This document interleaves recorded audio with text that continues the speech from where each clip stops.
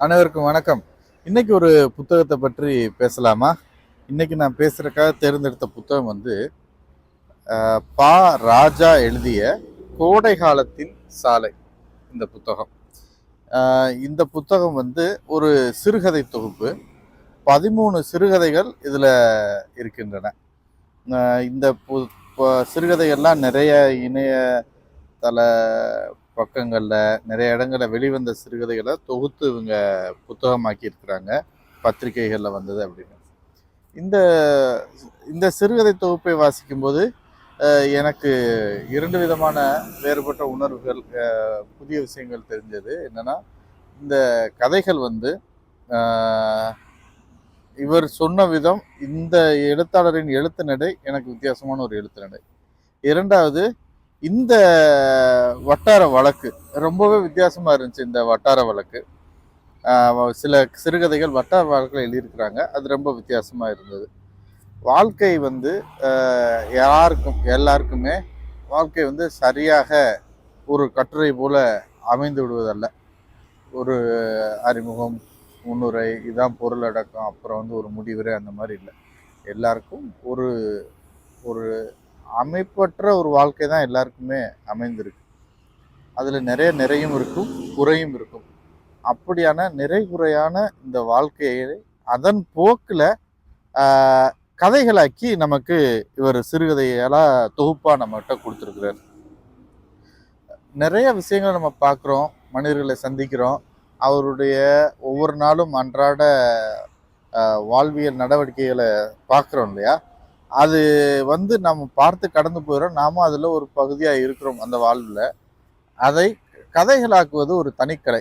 அந்த கலை வந்து இவருக்கு அழகாக கைகூடி வந்திருக்கு அப்படின்னு நான் சொல்லுவேன். இந்த 13 சிறுகதைகளும் அப்படித்தான் நான் பார்க்குறேன். மந்திரச்சொல் அப்படின்ற கதையை நான் ஏற்கனவே பேசியிருந்தேன். பொதுவாக அந்த மனிதர்கள் வந்து ஒரு இடத்துல வாங்குகிறோம், ஒரு ஏதோ ஒன்று, ஒரு சொல்லோ பொருளோ வாங்குகிறோம் அப்படின்றப்ப காட்டும் ஈடுபாடு அதை திரும்ப கொடுக்கறதுல இருக்காது.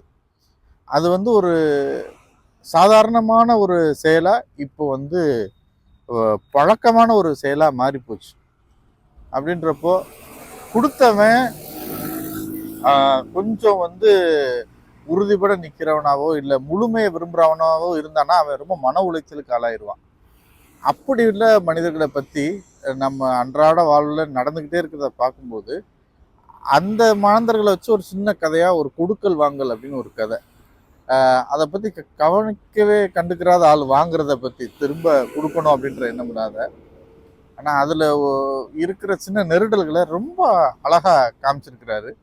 அதை நெருங்கி கேட்கும்போது டக்குன்னு அவங்க வந்து ஏதோ கேட்கக்கூடாத கேட்ட மாதிரி எடுக்கிற முடிவுகளையும் ரொம்ப அழகாக காட்டியிருக்கிறாரு. இந்த கதைகளின் பெயர், சில பேர்கள் வந்து எனக்கு ரொம்ப பிடிச்சது. 8ஆம் பக்கத்தில் ஒரு கையின் ஓவியம் உள்ளது. இந்த கதையெல்லாம் வாசிக்கும்போது எனக்கு ஒரு இவருடைய கற்பனை திறன் இருக்கு. ஐயோ, அது ரொம்ப என்னைய ரொம்ப ஆர்வமாக வாசிக்க வச்சது அந்த திறன். 2, 4, 8, 16 என மடிபட்டு கிடந்த ஒரு இரவு தாளை திறக்கிறேன். அப்படியே நம்ம ஒரு தாளை அப்படி 2, 4, 8 மடக்கி இந்த இரவு தாளை ஒவ்வொருதா பிரிக்கிற மாதிரி அப்படி கற்பனை பண்ணி போனால் அப்படியே கொண்டு போகிறாரு உள்ள. அவ்வளோ நல்லா இருந்தது இந்த எழுத்து. அதுக்கான எழுத்து வருவதற்கான அவர் செய்கிற கற்பனைகள் இருக்கு, அவ்வளோ நல்லா இருக்கு. நான் இதில் ரொம்ப ரசித்து வாசித்தது 2 கதைகள். நெசவாளர் குடியிருப்பு, அப்புறம் வந்து 6 விரல் பெருமாள். இந்த கதைகளில் வந்து நான் வாசித்ததில் எனக்கு ரொம்ப வித்தியாசமாகவும் எனக்கு வந்து ஒரு புதிய அனுபவத்தையும் கொடுத்தது இந்த வட்டார வழக்கு. இந்த ஊரில் இப்படி பேசுவாங்கன்றத நான் இன்னைக்கு தான் தெரிஞ்சுக்கிட்டேன். பொதுவாக நான் வாசித்தது எங்கள் பகுதி உள்ள இலக்கியம், அப்புறம் வந்து பொதுவாக நம்ம இப்போ வாசிக்கிற இலக்கிய வட்டார வழக்கு அப்படின்றப்ப திருநெல்வேலி, நாகர்கோவில் அந்த வட்டார வழக்கில் வாசிச்சிருக்கிறோம். இது எனக்கு ரொம்பவே வித்தியாசமாக இருந்தது. காளி பண்ணி கொடுக்கறது, காளி பண்ணி அப்படின்னு தானே சொல்கிறோம். காளி பண்டி கொடுத்துருங்க, பண்டி அப்படின்றத சொல்கிறாங்க போல் இந்த ஊர் வழக்கில். ஒவ்வொரு விஷயமும் எனக்கு இதை இப்போ படிக்கும்போது வித்தியாசமாக இருந்தது. லான்றது இந்த கிராமத்தாளர்களுக்கு வராது. இந்த லைட்டை போடு அப்படின்றத ரைட்டை போடு அப்படிம்பாங்க. அந்த அதெல்லாம் ஒரு உன்னிப்பா படிக்கும்போது இந்த வட்டார வழக்கு கொஞ்சம் வித்தியாசமா இருக்கு. இதை படிக்கிறதுக்கு நல்லா விறுவிறுப்பாகவும் இருக்கு அப்படின்னு சொல்லலாம்.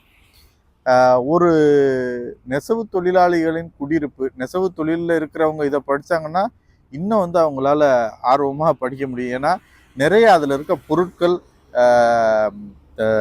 அந்த பயன்படுத்துற இடம், எந்திரம், அது எப்படி செய்யறது எல்லாத்தையுமே அந்த வழக்கோட, அந்த மக்களின் மொழியோட, அந்த சொற்களோட பயன்படுத்தி இந்த கதை எழுதியிருக்கிறாரா.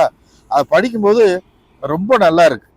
அந்த நெசவு தொழிலாளருக்கு ஒரு காலனியை கட்டி கொடுக்கறது, அந்த கட்டி கொடுக்குறோன்றக்கு அட்வான்ஸ் வாங்குறது, ஒப்பந்தம், அதுல இருக்க ஊழல் அப்படின்னு அக்கு வேற ஆணி வேற பிரிச்சு ரொம்ப அருமையான கதையா அந்த கதையை நான் படித்தேன். நெசவு தொழிலாளர் குடியிருப்பு. இன்னொரு கதை, ரொம்ப முக்கியமான கதை, கோடை காலத்தின் சாலை. அந்த கதை தான் இந்த புத்தகத்தின் தலைப்பாகவும் வச்சிருக்கிறாரு. ஒரு காதல் நிரம்பிய கதை. இதில் நான் பார்த்த இன்னொரு சிறப்பாக பார்த்தது, ஒரு கதைக்கும் இன்னொரு கதைக்கும் ஆக எந்தவித ஒற்றோ உறவோ இல்லை. ஒவ்வொன்றும் வேற வேற விதம், வேற வேற வகைமையில் எழுதப்பட்ட கதைகள். இந்த கோடை காலத்தின் சாலையில் ஒன்றே ஒன்று வந்து ரொம்ப ரசித்தேன்.